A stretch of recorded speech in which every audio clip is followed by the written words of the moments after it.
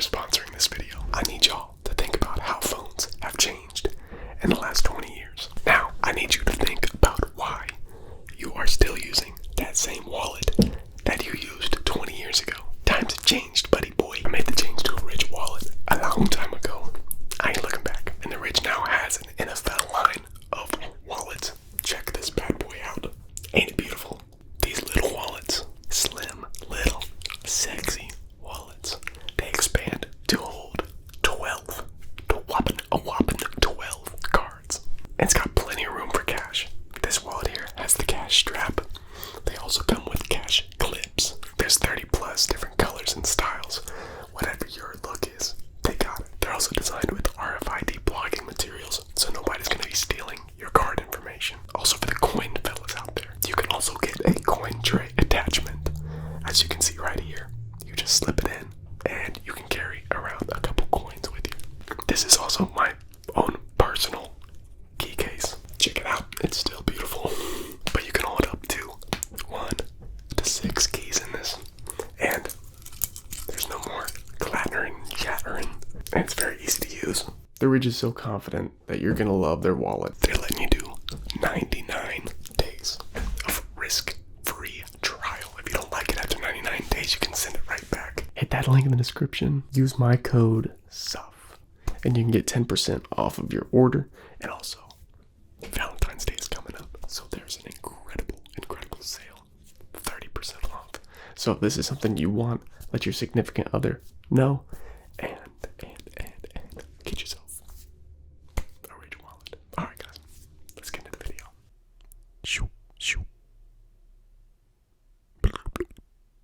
The first shoe that I want to show you guys is the Nike Dunk High. Now, some of y'all might already know this, but I took a couple years off of collecting shoes. I got married. I had other financial things to take care of and other places for my mind to be other than sneakers. Understandable. But during that time, Dunks absolutely dominated the sneaker scene, and I'm totally behind the trend because Dunks are predominantly leather shoes, and I love leather shoes. I think they look slick. I think they're easy to clean, and they stay fresh. I feel like they stay fresh longer. But funny thing is, I bought a pair of Dunks that are not all leather. No matter how much I loved leather shoes, I love the color of these. So these are canvas actually on the toe box, on the middle, more like quarter part of the shoe, and on the collar and on the tongue. You got this canvasy material. You can hear that. You hear that canvas.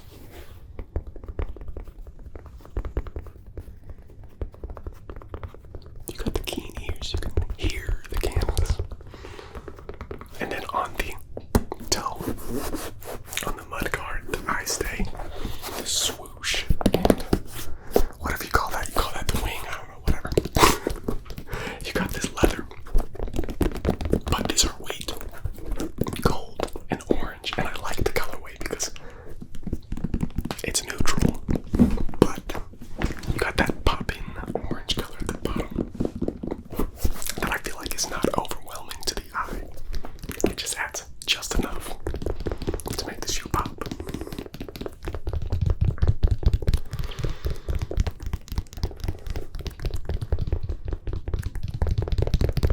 But I want to share a little bit of history with y'all about the Nike Dunk because I think it's kind of interesting.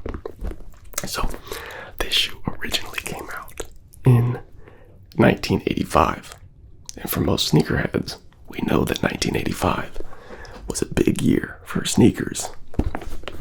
It's also a big year for basketball. This is also when the Jordan 1, when it released. So, these were released in the same year as the Jordan 1. So, you look at it, they are nearly identical. And there's a good reason for that. These were designed after they released, after the Jordan 1. They saw how popular the Jordan 1 was. And they made a few little changes. And these were like the utilitarian version of the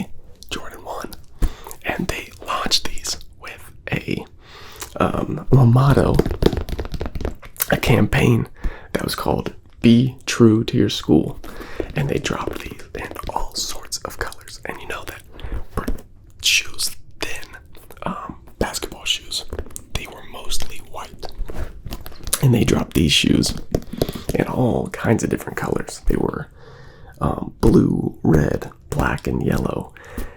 Every kind of colorway that you could imagine a school being. They made them so that high school teams, college teams would be able to have a team shoe to wear and be proud of and rep your school colors in your sneakers. Very cool, very cool idea. And it took the nation by storm, by storm, by storm. They were very popular for a short while.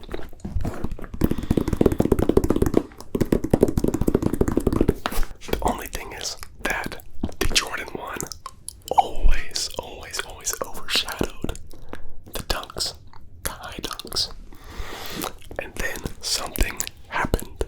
The dunks went on sale. And that's when skaters started to buy the dunks. And before this time, Nike was not making skating shoes. So Nike accidentally got into the skating scene. The skaters liked them because they had a larger toe box and a wider tongue, and they're flat on the bottom for good traction on a skateboard.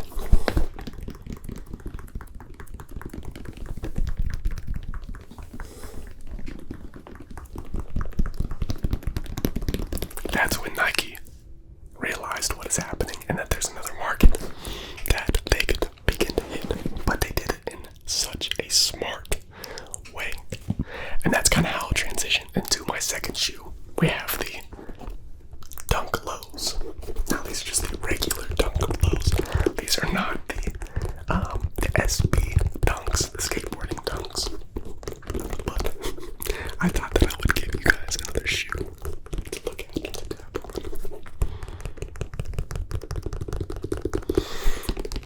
And I'll continue the history before I actually start to dig into this shoe and what I like about it. But what Nike did is that they dropped a Nike skateboard, or I think it might have been the Pro V's. They began making a Nike Dunk shoe for skateboarders, but instead of releasing them in all of their stores, they only released them in select skateboarding shops. And they were only in select skateboarding shops. Nike reps actually went to these shops to make sure that they were certified, verified, well-known, trusted skating shops. So instead of trying to monetize skateboarding immediately, they decided to give to the skating scene first.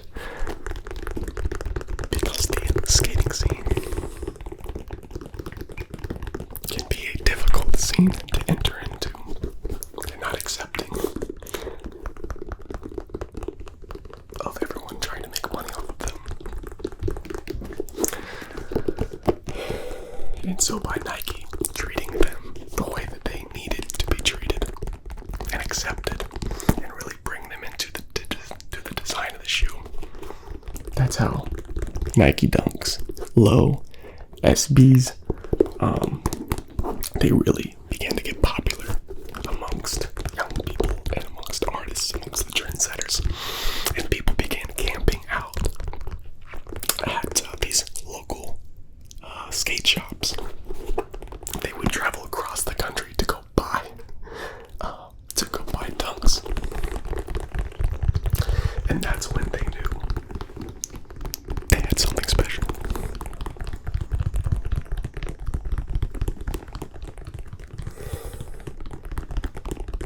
So, Dunks have always been kind of like a pillar of creativity, customization, of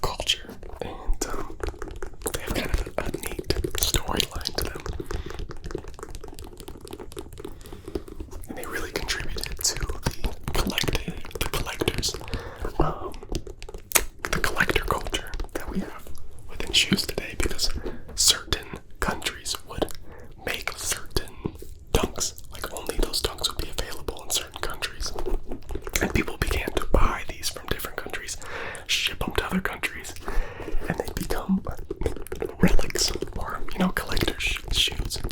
And that was kind of unheard of at the time. So, Nike Dunks. So I got the white leather, navy, and royal blue regular Dunks. I got these for retail, $115 US. And I really, really, really like these shoes. I really, really like the colors. I don't have any other blue shoes, believe it or not. I think that the navy laces with the cool gray Nike swoosh, I think that they look really slick, really slick. And so when it comes to shoes,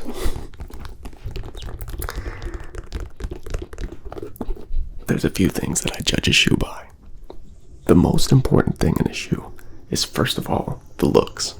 Clearly, it's got to be the looks. If it doesn't look good, I'm not going to wear it.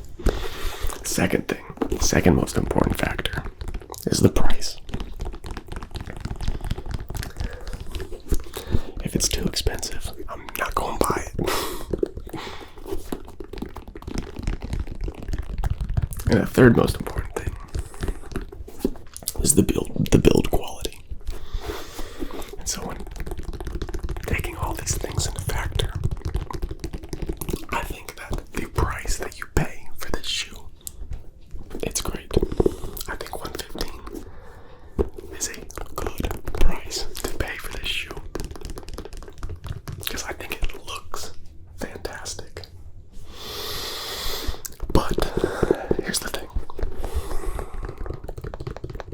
When it comes to build quality, the gold standard for build quality is the Air Force One. Is it as comfortable as the Air Force One? And does it have the materials equivalent to the Air Force One? And I say that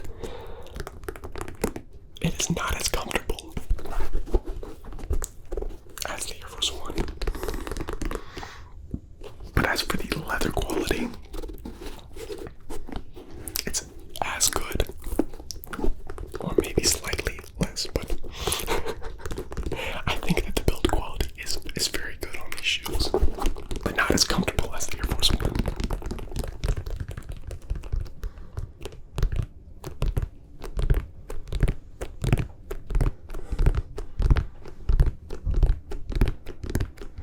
Now, I was dumb, and I got these in a 10.5 instead of an 11. I think they fit pretty narrow. I don't know if you can really tell right here on camera, but they're almost the same size, almost the entire way through the shoe, it feels like. But right in here, my foot seems to get real squeezed. Can I say that? My foot gets real squeezy here. It gets real tight. So, as always, I'm probably gonna have to exchange these in for an 11, so it'll fit well. I'm kind of in between. I'm so finicky about the size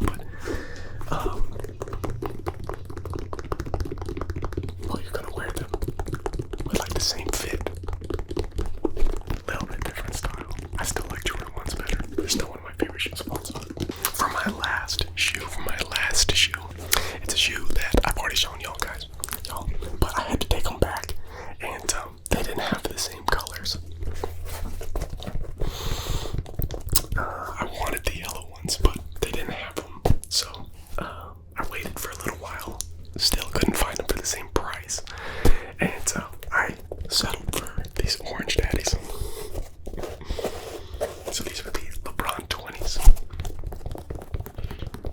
And in my last shoe collection video, I raved about these, and I still rave about these because I finally got to wear them playing basketball. And these are incredibly comfortable. Incredibly comfortable. These things feel like tanks, but they're not heavy like a tank. But you feel like they're just hugging you. Your feet feel so safe. But did they make me more athletic? No. But when I play basketball, I don't care about wearing obnoxious colorways. Obnoxiously bright colorways. Because I'm just playing. It doesn't matter, whatever. I think these are the cheapest ones they had. I got these for $130. But here you can see they got the purple swoosh. They have the light blue, maybe a cool blue swoosh underneath. On the other side, you have the purple stitched swoosh. And the body of the shoe is orange with purple undertone stitching underneath. And then you just got this wild green with a black tongue. Maybe I don't even know what you call that color, maybe a peach. You got every color on this bad boy. A lilac purple for the collar. And the inside. Laces are another cool blue. And purple and black bottom. So I understand this colorway is not for everybody.